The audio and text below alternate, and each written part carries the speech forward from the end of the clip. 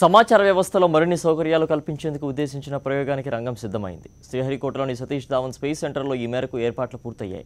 ఇవాళ GSLV D6 రాకెట్ను అంతరిక్షంలోకి ప్రయోగించనున్నారు. ఇందుకు సంబంధించిన కౌంట్డౌన్ నిరాటంకంగా కొనసాగుతోంది. బుధవారం ఉదయం 11:52 ప్రారంభమైన కౌంట్డౌన్ ఈ మధ్యాహ్నం 4:52 పూర్తి కాగానే రాకెట్ను ప్రయోగిస్తారు. ఈ ప్రయోగం ద్వారా GSAT-6 శాటిలైట్ను అంతరిక్షంలోకి ప్రవేశపెట్టనున్నారు.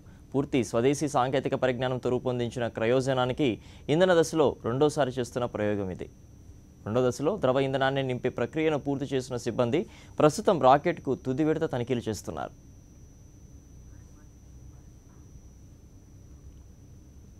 GSLV D6 ప్రయోగంతో ఇస్రో సిల్వర్ జూబ్లీ జరుపుకోనుంది. GSAT-6 ఇస్రో తయారు చేసిన 25వ ఉపగ్రహం.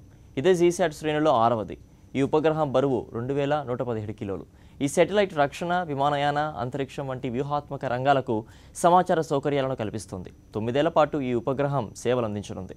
మరోవైపు ఈ ప్రయోగం కోసం ఇస్రో తొలిసారి భారీ పరిణామం కలిగిన ఆన్ఫ్లబులర్ యాంటిన్నాను వాడుతోంది.